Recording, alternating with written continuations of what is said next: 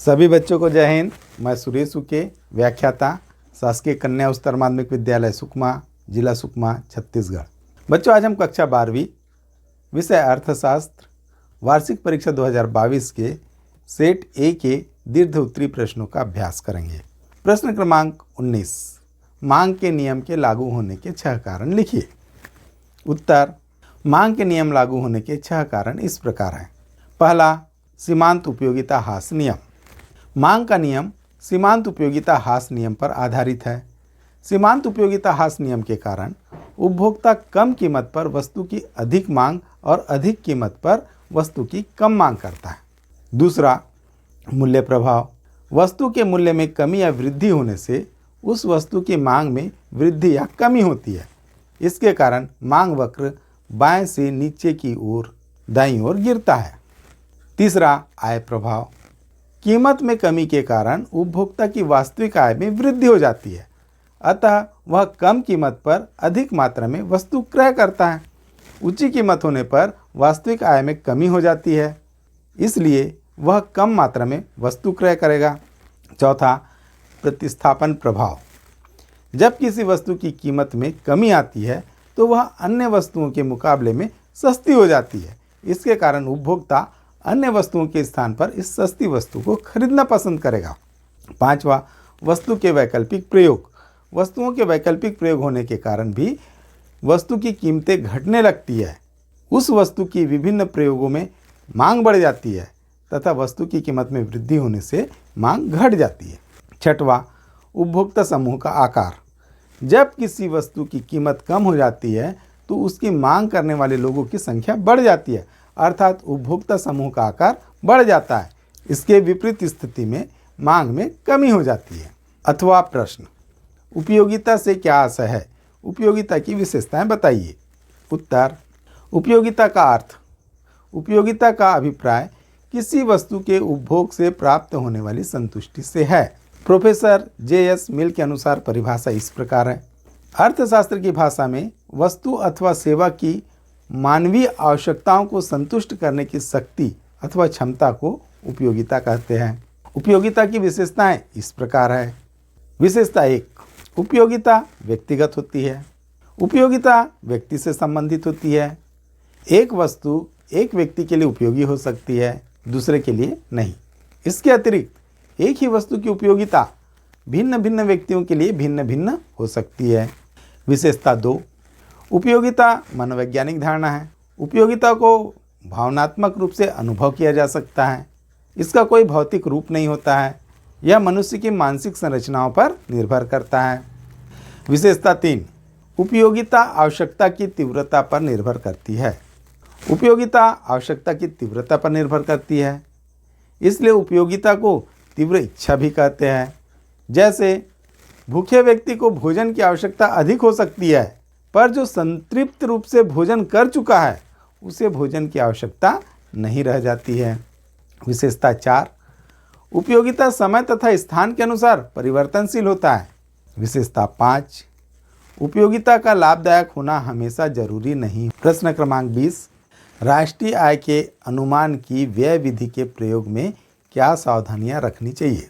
उत्तर, राष्ट्रीय आय के अनुमान की व्यय विधि के प्रयोग में इस प्रकार सावधानियां बरतनी चाहिए।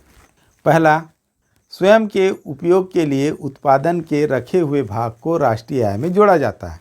दूसरा, उत्पादकों के स्वयं के भवन का आरोपित किराया निजी अंतिम उपभोग का एक भाग होता है, अतः इसे राष्ट्रीय आय में जोड़ा जाता है।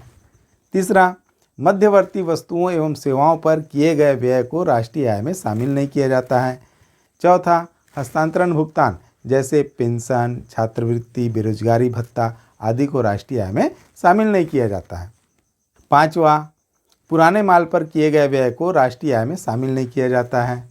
छठवां, अंशों, ऋण पत्रों, बैंक जमाओं, बचत प्रमाण पत्रों पर किए गए विनियोग को राष्ट्रीय आय में शामिल नहीं किया जाता है।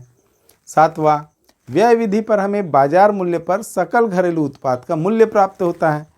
इसमें विदेशों से प्राप्त शुद्ध आय को जोड़ दे तो हमें बाजार मूल्य पर सकल राष्ट्रीय उत्पाद प्राप्त हो जाएगा। प्रश्न क्रमांक 20 अथवा प्रश्न, राष्ट्रीय आय के महत्व को 5 बिंदुओं में स्पष्ट कीजिए। उत्तर, राष्ट्रीय आय का महत्व इस प्रकार है। पहला, आर्थिक विकास का मापदंड। जिन देशों की राष्ट्रीय आय अधिक होती है वह आर्थिक दृष्टि से विकसित राष्ट्र माने जाते हैं तथा जिन देशों की राष्ट्रीय आय कम होती है वो पिछड़े हुए देश माने जाते हैं। दूसरा, जीवन स्तर का सूचक। जिस देश में प्रति व्यक्ति राष्ट्रीय आय जितनी अधिक होती है वहाँ के नागरिकों का जीवन स्तर प्रायः उतना ही ऊंचा होता है। तीसरा, तुलनात्मक अध्ययन में सहायक। राष्ट्रीय आय के अध्ययन से विभिन्न देशों की कुल तथा प्रति व्यक्ति आय की तुलनात्मक जानकारी उपलब्ध हो जाती है। चौथा, आर्थिक कल्याण का मापक। यदि अन्य बातें समान रहे तो राष्ट्रीय आय में वृद्धि होने पर आर्थिक कल्याण भी बढ़ जाता है तथा राष्ट्रीय आय में कमी होने पर आर्थिक कल्याण भी कम हो जाता है। पांचवा, आर्थिक नीति के निर्माण में सहायक। राष्ट्रीय आय के आंकड़े किसी भी देश के आर्थिक नीति के निर्माण में सहायक होते हैं। इन आंकड़ों से सरकार को रोजगार, साख, बचत तथा विनियोग संबंधी मामलों में आर्थिक नीति बनाने में सहायता मिलती है। छठवां, आर्थिक विकास का सूचक। राष्ट्रीय आय देश की आर्थिक स्थिति का सूचक होती है। जिन देशों की राष्ट्रीय आय अधिक होती है वह आर्थिक दृष्टि से विकसित व जिन देशों की राष्ट्रीय आय कम होती है वो पिछड़ी हुई देश मानी जाती है। प्रश्न क्रमांक 21, अपूर्ण प्रतियोगिता की विशेषताएं लिखिए। उत्तर, अपूर्ण प्रतियोगिता की विशेषताएं इस प्रकार है। विशेषता 1, अपूर्ण प्रतियोगिता में क्रेताओं और विक्रेताओं की संख्या पूर्ण प्रतियोगिता की तुलना में कम होती है। फलस्वरूप क्रेताओं और विक्रेताओं के बीच स्वतंत्र प्रतियोगिता का अभाव होता है जिससे विक्रेता वस्तु के मूल्य को प्रभावित कर सकता है। विशेषता 2, क्रेताओं एवं विक्रेताओं को बाजार के संबंध में पूर्ण ज्ञान नहीं होता जिससे कीमत विभेद की संभावना बढ़ जाती है। विशेषता 3, अपूर्ण प्रतियोगिता में उत्पत्ति के साधन पूर्णतः नहीं होते क्योंकि साधनों की गतिशीलता के रास्ते में अनेक प्राकृतिक, व्यवहारिक, तकनीकी तथा दिखावटी बाधाएं उत्पन्न हो जाती है। चौथा, अपूर्ण प्रतियोगिता में मांग वक्र या औसत आगम वक्र AR का ढाल ऋणात्मक होता है। पांचवा, अपूर्ण प्रतियोगिता काल्पनिक न होकर वास्तविक जीवन में पाई जाने वाली बाजार की स्थिति है। प्रश्न क्रमांक 21 अथवा प्रश्न, बाजार मूल्य तथा सामान्य मूल्य में अंतर स्पष्ट कीजिए। उत्तर, बाजार मूल्य एवं सामान्य मूल्य में अंतर इस प्रकार है। अंतर 1, बाजार मूल्य अल्पकालीन मूल्य होता है जबकि सामान्य मूल्य दीर्घकालीन मूल्य होता है। अंतर 2, बाजार मूल्य वास्तविक मूल्य होता है जबकि सामान्य मूल्य एक काल्पनिक मूल्य होता है। अंतर 3, बाजार मूल्य का निर्धारण मांग एवं पूर्ति की अस्थायी संतुलन द्वारा होता है जबकि सामान्य मूल्य का निर्धारण मांग एवं पूर्ति के स्थायी संतुलन के द्वारा होता है। अंतर 4, बाजार मूल्य के निर्धारण में पूर्ति की अपेक्षा मांग अधिक प्रभावी होता है जबकि सामान्य मूल्य के निर्धारण में मांग की अपेक्षा पूर्ति अधिक प्रभावशाली होती है। अंतर 5, बाजार मूल्य पुनर्उत्पादनीय और गैर पुनर्उत्पादनीय दोनों प्रकार की वस्तुओं का होता है जबकि सामान्य मूल्य में केवल पुनर्उत्पादनीय वस्तुओं का ही होता है, गैर पुनर्उत्पादनीय वस्तुओं का नहीं होता। अंतर 6, बाजार मूल्य वस्तु के उत्पादन लागत से कम अथवा अधिक हो सकता है जबकि सामान्य मूल्य वस्तु के उत्पादन लागत से कम या अधिक न होकर सदैव उसके बराबर ही होता है। प्रश्न क्रमांक 22, पूर्ति में परिवर्तन का संतुलन मूल्य पर क्या प्रभाव पड़ता है, रेखा चित्र द्वारा समझाइए। उत्तर, मांग स्थिर रहने पर पूर्ति में परिवर्तन का मूल्य पर प्रभाव पड़ना आवश्यक है। पूर्ति परिवर्तन की 2 स्थितियां हो सकती है। पहला, पूर्ति में वृद्धि का प्रभाव। यदि किसी वस्तु की पूर्ति में वृद्धि होती है तो उसका पूर्ति वक्र बाईं ओर खिसकेगा। पूर्ति वक्र का आशय है कि उसके उत्पादक एवं विक्रेता वस्तु के निश्चित मूल्य पर उसकी अधिक मात्रा उत्पादित करने एवं विक्रय करने को तत्पर रहेंगे। रेखा चित्र के आधार पर DD मांग रेखा और SS पूर्ति के मध्य E बिंदु संतुलन बिंदु है। इस आधार पर OQ वस्तु की मात्रा का निर्धारण होगा। अब पूर्ति में वृद्धि के कारण पूर्ति वक्र दाईं तरफ खिसक कर S1 हो जाता है।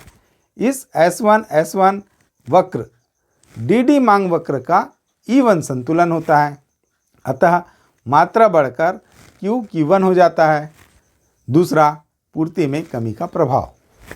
यदि किसी वस्तु की पूर्ति कम होती है तो इसका आशय यह है कि उत्पादक एवं विक्रेता वस्तु के निश्चित मूल्य पर उसकी कम मात्रा ही उत्पादित करने एवं विक्रय करने को तैयार होंगे। रेखाचित्र द्वारा DD रेखा मांग वक्र रेखा तथा SS रेखा पूर्ति रेखा है। E बिंदु संतुलन बिंदु है। यदि पूर्ति में कमी होती है तो पूर्ति रेखा बाईं ओर खिसक कर S1 हो जाती है, अतः संतुलन मूल्य बढ़कर OP1 हो जाता है और संतुलन मात्रा घटकर Q1 हो जाता है। अथवा प्रश्न, संतुलन कीमत तथा मात्रा किस प्रकार प्रभावित होती है जब उपभोक्ताओं की आय में पहला वृद्धि होती है, दूसरा कमी होती है? उत्तर, संतुलन कीमत तथा मात्रा जब उपभोक्ताओं की आय में वृद्धि या कमी होती है तब इस प्रकार प्रभावित होती है। पहला, वृद्धि होने पर, जब बाजार में फर्मों की संख्या स्थिर रहती है तब उपभोक्ता की आय में वृद्धि हो जाती है, तो ऐसा होने पर वस्तु की मांग में वृद्धि हो जाएगी। इससे मांग वक्र दाईं ओर खिसक जाएगा। इसके परिणाम स्वरूप संतुलन कीमत में वृद्धि होगी तथा संतुलन मात्रा बढ़ जाएगी। दूसरा, कमी होती है, जब बाजार में फर्मों की संख्या या पूर्ति स्थिर रहे तथा उपभोक्ता की आय में कमी हो जाती है तो उसके द्वारा मांगी जाने वाली वस्तु की मात्रा में कमी हो जाती है। इससे मांग वक्र बाईं ओर खिसक जाएगा। इसके परिणाम स्वरूप संतुलन कीमत में कमी होगी तथा संतुलन मात्रा भी कम हो जाएगी। दोनों स्थितियों का रेखा चित्र द्वारा स्पष्टीकरण इस प्रकार है। रेखा चित्र में DD तथा SS क्रमशः मूल बाजार वक्र तथा पूर्ति वक्र है, जो बिंदु E पर एक दूसरे को काटते हैं, जहां OQ संतुलन मात्रा तथा OP कीमत निर्धारित होती है। D1 आय में वृद्धि के बाद मांग वक्र D2 में कमी के बाद मांग वक्र है।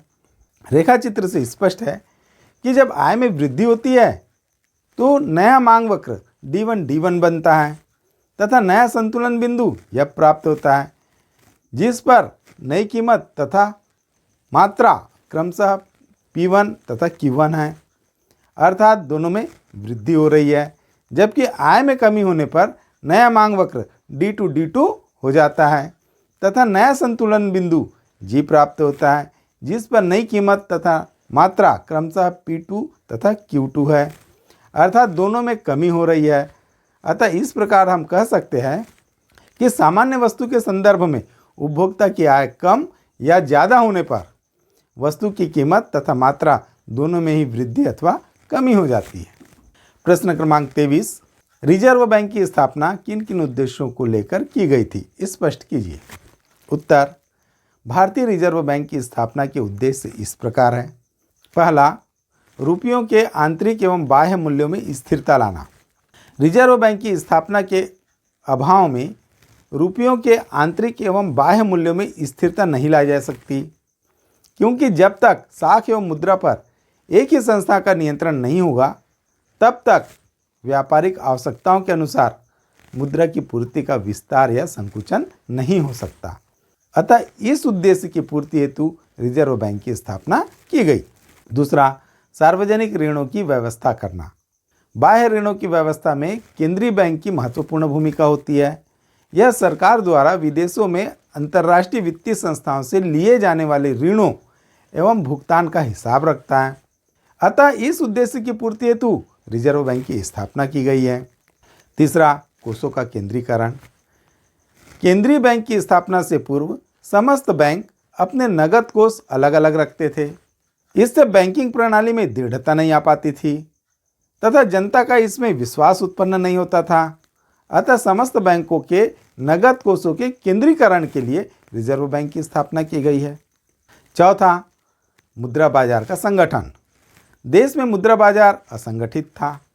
मुद्रा बाजार के विभिन्न क्षेत्रों में किसी प्रकार का समन्वय नहीं था। अतः मुद्रा बाजार को संगठित करने के लिए रिजर्व बैंक की स्थापना की गई। 5वां, कृषि साख की व्यवस्था करना। देश में कृषि विकास के लिए कृषि साख की समुचित व्यवस्था करने के लिए एक केंद्रीय बैंक की आवश्यकता महसूस की गई, अतः रिजर्व बैंक की स्थापना की गई। 6वां, विदेशों के साथ मौद्रिक संबंध। विदेशों से मौद्रिक संबंध स्थापित करना भी भारतीय रिजर्व बैंक की स्थापना का मुख्य उद्देश्य रहा है। प्रश्न क्रमांक 23 अथवा प्रश्न, मुद्रा के प्रमुख कार्य कौन कौन से हैं? वस्तु विनिमय प्रणाली की कमियों को मुद्रा किस प्रकार से दूर करती है?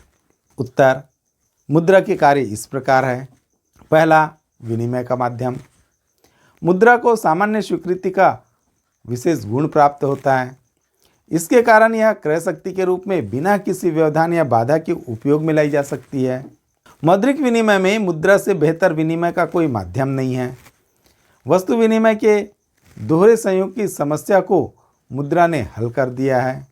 दूसरा, मूल्य का मापन। मुद्रा को मूल्य का सबसे बेहतर मापक माना गया है। मुद्रा एक लेखा इकाई के रूप में मूल्य को मापने का कार्य सरलतापूर्वक कर लेती है। प्रत्येक वस्तु को उसकी लेखा इकाई जैसे मीटर, किलो, दूरी आदि में मापा जा सकता है। यह कार्य मुद्रा द्वारा संपन्न किया जा सकता है। वस्तु विनिमय की इस समस्या को मुद्रा ने हल कर दिया है। तीसरा, मूल्य का मापन। मुद्रा को मूल्य के मापन इकाई का भी गुण प्राप्त होता है। मुद्रा की क्रय शक्ति के आधार पर, चूंकि मुद्रा का एक मानक स्तर होता है, अतः स्थगित भुगतानों के मानक इकाई के रूप में मुद्रा का यह कार्य आसानी से संपन्न कर लेती है। यद्यपि मुद्रा के मूल्य में भी उतार चढ़ाव होते रहते हैं, परंतु फिर भी उसकी क्रय शक्ति को एक मानक स्तर प्राप्त होता है। इससे न तो देनदार को हानि होती है और न ही लेनदार को हानि होती है। चौथा, मुद्रा का भंडार। मुद्रा में संचय की क्षमता का गुण विद्यमान होता है। इससे मुद्रा का संचय आसानी के साथ किया जा सकता है। इसका महत्वपूर्ण कारण यह है कि मुद्रा में क्रय शक्ति अन्य वस्तुओं की अपेक्षा स्थिर रहती है। मुद्रा में शीघ्र नष्ट होने का भय नहीं रहता है। इसका संचय करने के लिए विशेष और अधिक स्थान की आवश्यकता नहीं होती है। मुद्रा का संचय भविष्य की आवश्यकताओं के लिए भी किया जा सकता है। प्रश्न क्रमांक 24, सीमांत उपयोगिता एवं कुल उपयोगिता में पारस्परिक संबंध को तालिका एवं रेखा चित्र के माध्यम से समझाइए। उत्तर, सीमांत उपयोगिता।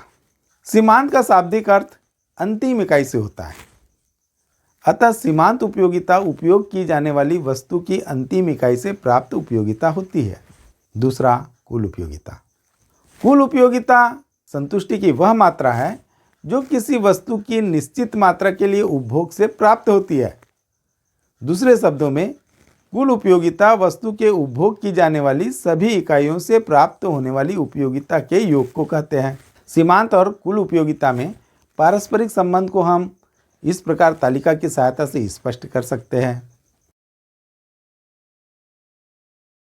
इस तालिका के अनुसार रोटी की पहली इकाई से कुल उपयोगिता 25, सीमांत उपयोगिता 25। रोटी की दूसरी इकाई से कुल उपयोगिता 45, सीमांत उपयोगिता 20। रोटी की तीसरी इकाई से कुल उपयोगिता 60, सीमांत उपयोगिता 15। रोटी की चौथी इकाई से कुल उपयोगिता 70, सीमांत उपयोगिता 10। रोटी की पांचवी इकाई से कुल उपयोगिता 75, सीमांत उपयोगिता 5। छठवीं इकाई से कुल उपयोगिता 75, जबकि सीमांत उपयोगिता 0। सातवीं इकाई से कुल उपयोगिता 70, जबकि सीमांत उपयोगिता -5। रोटी की आठवीं इकाई से कुल उपयोगिता 60, जबकि सीमांत उपयोगिता -10।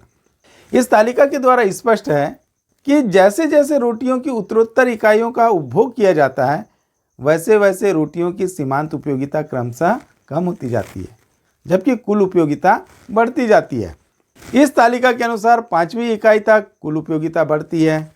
दूसरा, जब सीमांत उपयोगिता 0 हो जाती है तो कुल उपयोगिता अधिकतम होती है। तालिका के अनुसार छठवीं इकाई पर सीमांत उपयोगिता 0 है और कुल उपयोगिता अधिकतम 75 इकाई है। तीसरा, सीमांत उपयोगिता के ऋणात्मक होने पर भी कुल उपयोगिता घटने लगती है। तालिका में 7वीं और 8वीं इकाई पर सीमांत उपयोगिता ऋणात्मक है, जहां कुल उपयोगिता घटकर क्रमशः 70 तथा 60 रह जाती है। रेखा चित्र के द्वारा सीमांत उपयोगिता और कुल उपयोगिता का स्पष्टीकरण। पहला, रेखा चित्र में AC सीमांत उपयोगिता रेखा है, जबकि AM1 कुल उपयोगिता वक्र है। दूसरा, जब कुल उपयोगिता वक्र M बिंदु पर अधिकतम हो जाता है तब सीमांत उपयोगिता बिंदु B पर शून्य हो जाती है। B बिंदु पूर्णतः संतुष्टि की बिंदु है। तीसरा, जब कुल उपयोगिता वक्र M1 तक घटता है तब सीमांत उपयोगिता BC रेखा पर ऋणात्मक हो जाती है। प्रश्न क्रमांक 24 अथवा प्रश्न, मांग के नियम को उदाहरण सहित रेखा चित्र की सहायता से स्पष्ट कीजिए। उत्तर, मांग का नियम वस्तु के मूल्य और मांग के संबंध को स्पष्ट करता है। किसी वस्तु के मूल्य में वृद्धि होने पर उसकी मांग कम हो जाती है तथा किसी वस्तु के मूल्य में कमी होने पर वस्तु की मांग बढ़ जाती है। उदाहरण के द्वारा स्पष्टीकरण। वस्तु की कीमत जब 1 रुपये होती है तो वस्तु की मांग 80 इकाई हो जाती है।